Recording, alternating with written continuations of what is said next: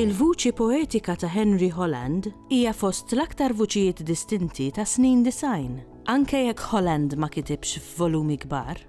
Fir-rokna li jmiss, se nwaslulkom aktar tarif dwar kitbitu. Henry Holland tweled fl-1957, trabba l-Furjana u huwa marbut ħafna fil-fatt mal-Furjana, uħud mill-iktar xogħlijiet importanti tiegħu bħal il-ġrieden, il-ġnien, jirreferu direttament għal-Furjana, għal-ġnien tal-Argotti, il-Gotti. Studja l-Ingliż l-Università u gradwa fl-1978 u l-influenza tal-letteratura Ingliża tinħass mill-ewwel fil-poeżiji tiegħu, speċjalment ikolli ngħid fil-poeżiji tiegħu. Fl-1982 imbagħad ippubblika l-ewwel poeżiji tiegħu bil-Malti f'ġabra ta' poeżiji flimkien ma' awturi oħrajn li kien jisimha Nisġa. U mbagħad fl-1996 ippubblika dan ix-xogħol L-Artist ta' Trapis, xogħol li kif tistgħu taraw huwa xogħol verament żgħir li tieħu l-impressjoni li huwa x-xogħol ta' xi ħadd li għadu qed jibda jew ta' xi ħadd illi ma tantx kiteb, imma fil-verità il-konċiżjoni ta' dan ix-xogħol taħbi inċiżività kbira, taħbi sustanza kbira. Għax f'dawn il-ftit poeżiji li huma verament il-krema tal-krema biex ngħidu hekk, Henry Holland jiġbor l-ironija straordinarja tiegħu, l-attenzjoni tiegħu għall-ħajja ta' kuljum, għad-dettalji tal-ħajja ta' kuljum u minn awturi minn poeti bħal Philip Larkin u Seamus Heaney li jieħu mhux biss l-ironija, mhux biss din il-kwotidjanità, din l-attenzjoni tiegħu għall-ħajja għall-affarijiet iż-żgħar tal-ħajja ta' kuljum, imma anke l-ħila li minn dawn id-dettalji tal-ħajja ta' kuljum jara l-ironiji il-kbar tal-ħajja tagħna, tal-ħajja ta' kull wieħed u waħda minna biex ngħidu hekk. Wara l-1996 meta ħareġ L-Artist ta' Trapis, bdew joħorġu mbagħad poeżiji u novelli ta' Henry Holland f'pubblikazzjonijiet differenti, speċjalment ippubblikati minn Inizjamed u allura fis-sena 2000 u fis-sena 2002 deru poeżiji bħal Is-Salvatur, Wirt, Forsi, imma deru wkoll in-novelli tiegħu Il-Baqta, Il-Ġrieden, L-Abbati. Bdejna naraw mbagħad il-lat ieħor tal-kitba straordinarja ta' Henry Holland. Il-fatt li huwa isem illi n-nies ma tantx jafuh, anke n-nies li huma mitħla tal-letteratura Maltija, f'dan is-sens ma jfisser xejn għax Henry Holland huwa kittieb ta' sustanza kbira, huwa kittieb illi il-vuċi tiegħu tingħaraf mill-ewwel. L-ewwel darba li rajt lil Mintoff kont qiegħed nilgħab fuq l-għadba tad-dar. Filgħodu kmieni naxru li żar minn ħajt sa ħajt. It-triq kbar, ħomor nar. Is-Salvatur. It-triq tferfer bistennija. Ġej, ġewwa nebħet it-sija. Jien tnikkirt. Qasir bil-pipa ta' demmu l-laħam, ta' veru, ta' madwar għalenija. Viva s-Salvatur ta' Malta! Viva l-Perit! Waqaf qudiem tax-xaħmija, tat-tewmija. Ħabidej ċikku li jżomm xema qudiem wiċċu. Ċikku beka, għandna ma ġiex. Aħna tfal ta' Borċ Olivier. Tsiti ġibditni miwedinti. Immala! Temmat li Santa tar-Redentur. Busu! Dak is-Salvatur. Diffiċli tidentifika kwalità waħda illi timmarkaħ biex ngħidlek illi tażlu minn awturi oħrajn għax naħseb li hemm numru ta' fatturi. Jista' jkun il-kwalitajiet straordinarji tiegħu jidhru f'poeżija pereżempju bħal Il-Ġnien, waħda mill-iktar poeżiji sħaħ biex ngħidlek tiegħu, waħda mill-iktar, mhux se ngħid maturi għax huma kollha poeżiji maturi ħafna, li ħarsu ħafna lejn it-tfulija imma minn perspettiva verament matura. Matura mhux biss bħala bniedem, mhux biss il-viżjoni tiegħu hija matura, imma għandek ukoll il-kitba matura ta' bniedem illi verament ħadem fuq kull kelma, fuq kull virgola, fuq kull vers tiegħu b'mod attent ħafna. Tinduna mill-ewwel illi l-kitba tiegħu hija inċiżiva għax ir-relazzjoni tiegħu mal-kelma hija relazzjoni ta' rispett kbir, ta' dixxilpina kbira u fl-istess ħin relazzjoni maġika għaliex bil-poeżija jirnexxielu jagħmel dak illi awturi oħrajn, poeti oħrajn qablu naħseb jiena ma rnexxilhomx jagħmlu.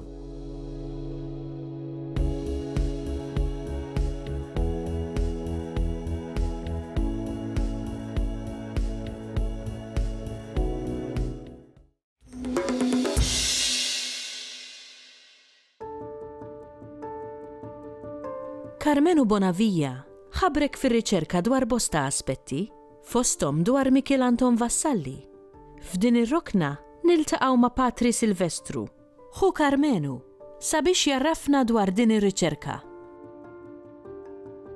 Carmenu twieled fl-1929, il-familja tagħna kienu joqogħdu ħaż-żabbar. U huwa it-tieni li baqa' ħaj fost l-aħwa. Però minn George il-kbir li kien 9 snin ikbar minnu tgħallem ħafna. Għaliex meta Carmenu beda jikber, George kien ġa ġuvenot il-Liceo, dik il-ħabta ma kienx komuni ħafna li tfal studenti mo speċjali mill-irħula kienu jmorru il-ICU għax il-numru kien ristret ħafna, però kienu George kien irnexxielu u mill-ewwel kien der mitħla tal-Malti u ta' dak kollu li kellu x'jaqsam mal-lingwa Maltija. Beda jikteb dwar Vassalli għaluq il-200 sena mit-twelid tiegħu fl-1964 fil-ġurnal Il-Ħaddiem. Imbagħad kompla bil-mod jidħol iktar fil-fond dwar aspetti differenti, storiċi, lingwistiċi mill-parti storika. Carmenu l-lingwistika ma kienx profond fija, kien kellu biżżejjed biex ikun jista' japprezza dokumenti oriġinali ta' Vassalli, il-pubblikazzjonijiet tiegħu, eċetera. U Vassalli beda imbagħad xi sejbiet importanti li huwa sab li fosthom ta' min isemmi almenu 3 l-iktar importanti.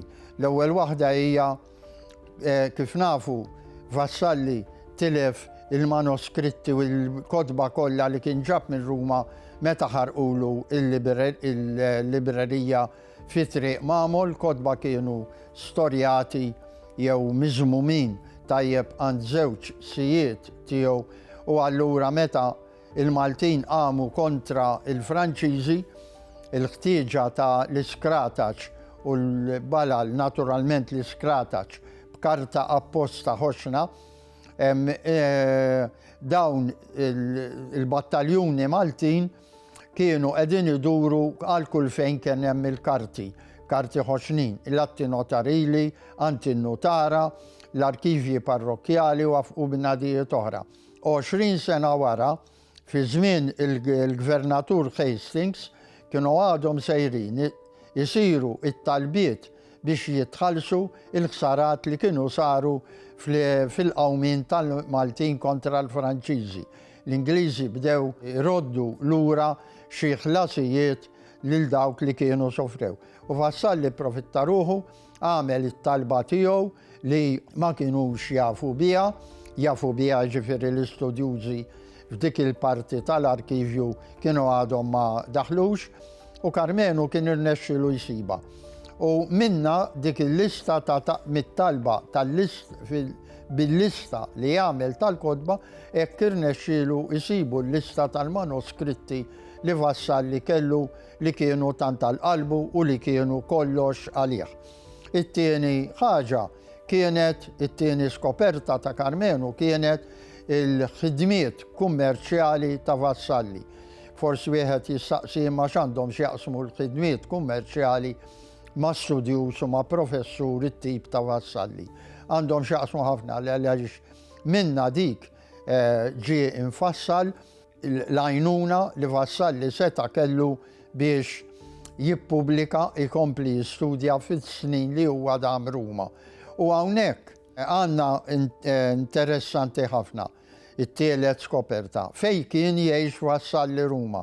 U billi Vassalli kellu kwistjoni ma' daw li kienu jibatulu il-qoton biex ibiegħu lejn Franza mo speċjali u partijiet oħra tal-Ewropa, allura hemmhekk ta' l-indirizz lil min kien irid jikkorrispondi miegħu fuq din l-aspett ta' negozju fil-ħajja tiegħu għand l-avukat Giuseppe Paċ fil-Palazzo Spinelli ġewwa Pjazza Venezia. U allura hemmhekk għandna l-indirizz eżatt fejn kien jgħix. B'hekk imbagħad Karmenu kompla daħal iktar fil-fond biex jara min kien dan l-avukat Paċ. U kien ġie eżiljat minn Malta, dan kien tista' tgħid favur il-rivoluzzjoni Franċiża u l-idejat tagħha, u allura kien ħabib ukoll ta' Vassalli b'xi idejat li seta' kellhom jaqblu. U hawnhekk Karmenu skopra eżatt min kien dan l-avukat ħabib ta' Vassalli u rnexxielu jippubblika il-biografija tiegħu għall-ewwel darba. Imbagħad Karmenu kompla bil-wirjiet, speċjalment wirjiet dokumentarji, u din kien għal-qalbu ħafna. Jien ħdimt kemm miegħu, għallimni ħafna kif jaħdem, imma kien irnexxielu jwaqqaf wirja dokumentarja kemm fil-Biblioteka Nazzjonali u kemm fl-Università. U tal-Biblioteka kienet imżejna b'diversi dokumenti oriġinali li qatt ma kienu deru, li kienu jew għand kollezzjonisti privati, anka xi manoskritti u xi affarijiet oħrajn, insomma. U allura daw il-wirjiet ġibdu l-attenzjoni ta' ħafna biex kemm ma' speċjali qed nitkellmu fuq Vassalli, il-ħajja ta' Vassalli ma tkunx biss għax jingħad, għax hekk u għax mhux hekk, imma imsaħħin b'dokumenti ta' kollox.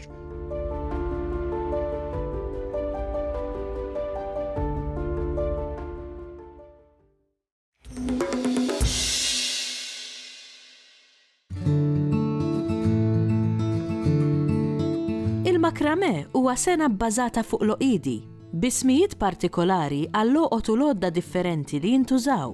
Għalda Buġija ltaqgħet magħna sabiex tarrafna b'xi kelmiet marbuta ma' din is-sena. Il-makramè hija s-sena li fl-antik konna ngħidu l-sena tal-irġiel, jew inkella s-sena tas-sajjieda. Il-kelma makramè hija qisha tip ta' qarbija sena l-isem ġie anke minn żmien l-Arab meta kienu hawnhekk f'Malta. L-oqidi li nużaw huma differenti milli nużaw fl-insejġ, imma mbagħad huma l-istess oqidi kważi li aħna nużaw biex inżejnu t-tapiti jew ix-xugomani fl-antik kien ikun hemm oqidi differenti stanurju waqt ix-xogħol. Pereżempju, anke id-dvalji tal-artal, tal-knejjes, anke kien ikun hemm il-biċċa t'isfel tal-qassisejn, il-biċċa t'isfel minflok kienet tkun bil-bizzilla kienet tkun maħduma bil-makramè. Fil-xogħol tal-makramè ma nużawx għodda ħafna, sempliċement nużaw labra żgħira li anke l-istess li juża s-sajjied biex dan jagħmel ġbiek tas-sajjieda jew inkella anke tan-nassaba. Intilfu ħafna dawn fil-fatt jiena nagħllem is-sena tal-makramè u jiena qiegħda nuża ismijiet għalija, pereżempju x'inhu jkunu jaħdmu il-kandivo li ngħidulu isem li ħataraw ix-xogħol tiegħu, jiena il-mamma ngħidulhom qegħdin tmexxu bil-mamma jew il-ġerrejja biex huma jindunaw li ma ħajta jridu jużaw. Issa, pereżempju biex inti tagħmel il-flat note li aħna ngħidula l-oqda ċatta, jiena nuża wkoll hemmhekk il-ġerrejja jew inkella it-tfal ngħidulhom biex huma jindunaw li t-tfal iridu jkunu dejjem l-isfel u l-mamma hija tiġribija. waqt li taraw ix-xogħol ħadd indunaw din id-differenza. Allura bdejt nuża kliem adattata għalija kemm meta nagħllem it-tfal u anke l-anzjani. Issa, l-oqgħid li kienna nużaw ukoll għall-insejb konna nużaw ħafna l-makramja, għalhekk jgħidu l-sena tal-irġiel għaliex kienu jagħmlu l-qudiem tal-barżakka tal-kaċċa. Minn sena l-oħra kienu jagħmlu disinni differenti biex jiżanżnu u juru id-disin li huma kapaċi jagħmlu. Jien hawnhekk qiegħda naħdem loqda sempliċi, loqda li żjed waħda ħafifa, imma din il-ħajta l-ħamra lilhom ngħidilhom li hija l-mamma jew il-ġerrejja għax fuqha qed naħdem. Issa meta jien irid nagħmel il-punt aħmar kif qegħdin taraw, jiena dawn il-ħjut tisfel ngħidilhom li huma tfal. Allura it-tfal dejjem iduru wara l-mamma biex huma jifhmu iżjed x'jiena nagħmel. Ħanagħmel punt differenti kif qed jinħadem l-aħmar li mbagħad ngħid xorta il-mamma qed iddur ma' tfal, it-tfal iduru mal-mamma. Il-loqda hija l-istess soqdi ma' ton differenti biex tiġi ħamra. Issa ħandawwar il-ħamra mal-bajda.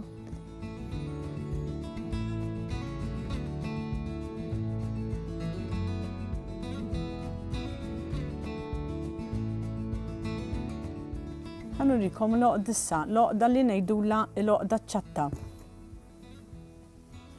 Biex nagħmel loqda ċatta, ħanagħmel forma ta' P. Il-ħamra ħanuża minn naħa l-oħra li tinsallab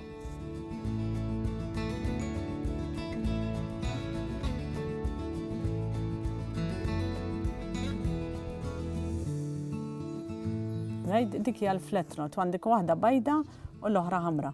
Issa ħanagħmel loqda l-oħra li bl-Ingliż ngħidula twist u jiena ngħidilha tal-barma. L-istess soqda fuq u minn taħt u nsallab, imma l-loqda tal-barma issejr dejjem l-istess naħa l-P. Lilhom biex infehmu mara jekk tarsu hawnhekk tiġi forma ta' P. Il-bajda ntallaħħa minn fuq u tgħaddi għan-naħa l-oħra.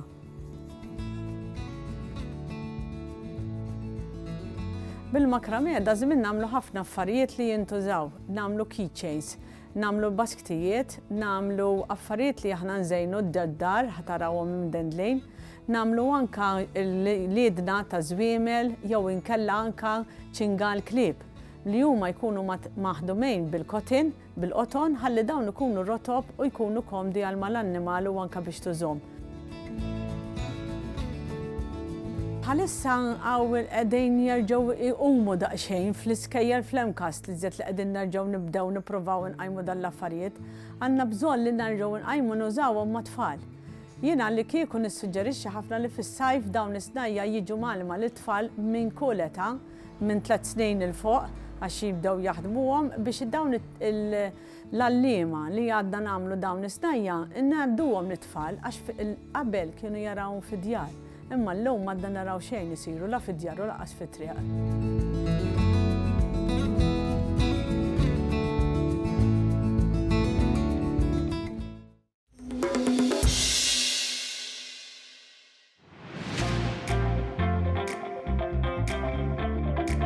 L-Aġenzija Nazzjonali tal-Litterizmu taħdem qatih sabiex tħabbeb lit-tfal mal-qari, fosthom permezz tal-isports. Gilbert Aġus, coach u ambaxxatur tal-qari, u l-kittieba Sera Busuttil kellmuna dwar xi inizjattivi tal-Aġenzija, fosthom il-pubblikazzjoni tal-ktieb Il-futbol mhux plejers biss. Kemm jiena kif ukoll Gilbert naħdmu fil-programm bil-qari u l-kitba niskorja mal-Aġenzija Nazzjonali tal-Litterizmu illi iżewweġ l-isport mal-litterizmu. U meta bdejna dal-programm sibna li ma tantx kien hemm materjal u kodba bil-Malti dwar l-isport. Għalhekk iddeċidejna nikdbu dawn il-kodba, dan huwa wieħed fost ħafna mill-kodba li nkitbu, u ddeċidejna li jkun fatwali u mhux fittizju għax ħassejna li kellna nispjegaw daw l-irwoli li hemm involuti fil-futbol li mhuwiex l-irwol tal-plejer tal-futbol. Dal-ktieb jista' jintuża għax is-suġġett tal-futbol huwa wieħed mill-favoriti fost it-tfal u għalhekk tiġbed il-motivazzjoni u l-interess mit-tfal illi jaqraw il-ktieb. Peress li t-timijiet kważi kollha fid-dinja huma rappreżentati b'maskot, ħriġna b'din l-idea. U il-sera għandha kelb, allura użajna il-kelb tagħha bħala l-maskot.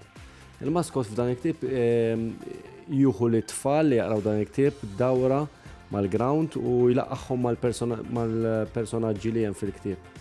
U użajnieh ukoll biex jispjega xi kliem tekniku, xi apparat li jintuża minn dawn il-personaġġi fil-ktieb. Dan il-ktieb huwa mirat għat-tfal bejn ir-4 u s-6 sena tal-iskejjel primarji. Il-plejer tal-futbol huwa l-protagonist ewlieni tal-logħba u jiġbed l-attenzjoni tal-ispettaturi u d-dilettanti.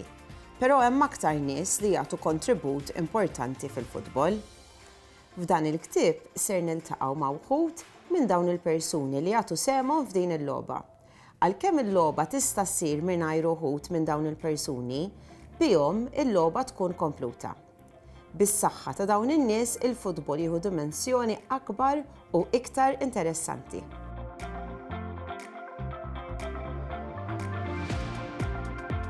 L-ewwel niltaqgħu mal-personaġġ in ġenerali, imma aħna abbinajna ma' kull personaġġ abbinajna nies li jeżistu veru. Ġifieri l-ewwel tkellimna ftit magħhom u mbagħad għamilna wkoll xi introduzzjoni fuqhom u x'inhu r-rol tagħhom. Ġifieri dan il-ktieb ġej ukoll inspirat minn nies vera. Fil-fatt ir-ritratti tagħhom u x'qalu huma daħħalihom fil-ktieb.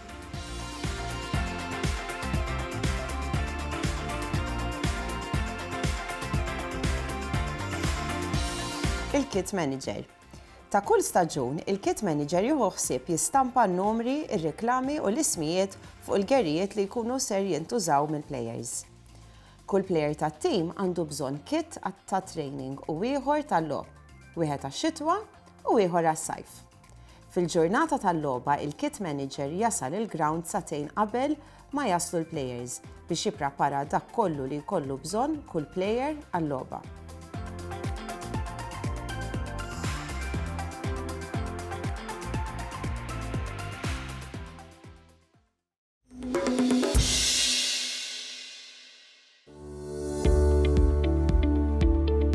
it-traduzzjoni u d-dinja awdjoviżiva jiltaqgħu flimkien permezz ta' sottotitular u dubbing. Żewġ oqsma li huma relevanti ħafna għal pajjiżna, anke jekk il-prattika tagħhom għadha mhix komuni. Is-sottotitolari, id-doppjaġġ u l-voice-over nistgħu ngħidu li huma il-metodi ewlenin ta' traduzzjoni awdjoviżiva. X'inhi traduzzjoni awdjoviżiva hija meta jkollna prodott awdjoviżiv, produzzjoni awdjoviżiva, u noffru traduzzjoni f'lingwa oħra ta' dak li jkun qed jingħad. Ħanieħdu dal-programm bħala eżempju. Mela dan huwa programm Malti, jien nitkellem bil-Malti, u nixtiequ pereżempju li nilħqu telespettaturi li ma jifhmux bil-Malti, jista' jkunu residenti lokali jew inkella barranin jew nixtiequ nesportaw il-prodott biex anke min ma jifhimx il-Malti jkun jista' jsegwi l-programm. U nistgħu nagħmlu dan permezz ta' sottotitli. Jiġifieri issir it-traduzzjoni wara r-recording ta' programm issir it-traduzzjoni ta' dak li jiena nkun qed. Imbagħad it-telespettaturi jaraw bil-miktub jaraw il-kliem bl-Ingliż jekk aħna nażlu pereżempju l-Ingliż bħala l-lingwa mira u jaqraw it-traduzzjoni naħa t'isfel tal-iskrin. Fil-każ tad-doppjaġġ u voice-over dak huma metodi differenti għax l-telespettaturi flok jaqraw it-traduzzjoni fuq l-iskrin huma jisimgħu it-traduzzjoni. Jiġifieri dejjem wara jsir recording tal-programm dejjem issir it-traduzzjoni ta' dak li jkun intqal, imbagħad ikun hemm atturi, ikun hemm nies li jirrekordjaw it-traduzzjoni u telespettaturi mbagħad fil-każ ta' voice-over jisimgħu żewġ vuċijiet. Jisimgħu il-vuċi tiegħi li qed nitkellem bil-Malti imma tkun vuċi fl-isfond, il-volum ikun baxx, mentri tinstema' l-vuċi oħra bl-Ingliż li tkun qed tgħid li tkun it-traduzzjoni ta' dak li jiena qiegħda ngħid bil-Malti. id-doppjaġġ tarġa' jmur oltre għax il-vuċi tiegħi titneħħa kompletament u minflok il-vuċi tiegħi jkun hemm biss il-vuċi bl-Ingliż. Imma fil-doppjaġġ tkun taqbel mal-movimenti ta' xuftejja. Ġifieri dan il-metodu s-sotu nużaw għal-finzjoni fil-films u mhux għal-programm bħal dan. So the old Pope has finally gone to St. Peter's. I'll bring him along. Let's bury him then. L-iktar li qed jinħass il-bżonn hawn Malta bħalissa huwa l-bżonn għas-sottotitli. Issa Malta jista' jkollna bżonn 3 tipi ta' sottotitli. Mela l-ewwel nett l-eżempju kif li semmejt qabel, programm bil-Malti, qed nitkellem bil-Malti u noffru sottotitli bl-Ingliż. Tieni nett jista' jkollna prodotti programmi f'lingwi oħra, apparti l-Ingliż, Taljan, Spanjol, Franċiż, u f'dak il-każ nistgħu noffru sottotitli bil-Malti. Imbagħad jista' jkun ukoll li noffru sottotitli fl-istess lingwa, jiġifieri ma jkunx hemm traduzzjoni mill-lingwa l-oħra, imma jekk pereżempju dan huwa programm bil-Malti, nistgħu wkoll noffru sottotitli bil-Malti u dan isir għal raġuni partikolari għax inkunu rridu nilħqu wkoll persuni neqsin mis-smigħ, jiġifieri biex noffru esperjenza iktar inklusiva. Dawn ovvjament sottotitli jista' jkunu għodda għat-tagħlim tal-lingwa, għat-tagħlim tal-Malti. Si un payo apunta de pistola entra con una careta de Mickey Mouse a cualquier lado, la peña va a pensar que está colgado, que va a liar una puta carnicería, ¿sabe por qué? Porque las armas y los niños son una cosa que no se juntan nunca. L-ewwel qed naħseb li importanti li nsemmu li issa hemm persuni kwalifikati li qed jistudjaw it-traduzzjoni audiovisiva, ġifieri importanti li dan ix-xogħol jagħmluh persuni esperti. It-traduzzjoni audiovisiva hija professjoni u trid issir mill-professjonisti. Din tot għat-traduzzjoni ġenerali mhux biss għat-traduzzjoni audiovisiva. Għax hemm ċertu parametri, hemm ċertu standards, hemm ċertu tekniki, hemm is-sinkronizzazzjoni wkoll li sija fil-voice over kemm fis-sottotitli trid issir mit-tradutturi. Ġifieri jekk aħna rridu nixtiequ prodotti ta' kwalità huwa importanti li dan ix-xogħol jagħmluh professjonisti. Dan l-aħħar bħala parti mir-riċerka tiegħi ipproponejt linji gwida għas sottotitli inklużivi kemm bil-Malti kemm bl-Ingliż f'kuntest Malti għal kuntest Malti u dawn il-linji gwida huma disponibbli huma pubblikati fuq sit elettroniku huma disponibbli għal stakeholders lokali, għal filmmakers, għal producers, tradutturi u dan biex dejjem kemm jista' jkun inħeġġeġ min jaħdem f'dan il-qasam u speċjalment min jaħdem fil-qasam tax-xandir biex kemm jista' jkun infittxu u noffru dawn is-servizzi b'mod partikolari il-sottotitli inklużivi biex dejjem kemm jista' jkun nilħqu firxa dejjem iktar wiesa ta' telespettaturi u noffru esperjenza kemm jista' jkun inklużiva.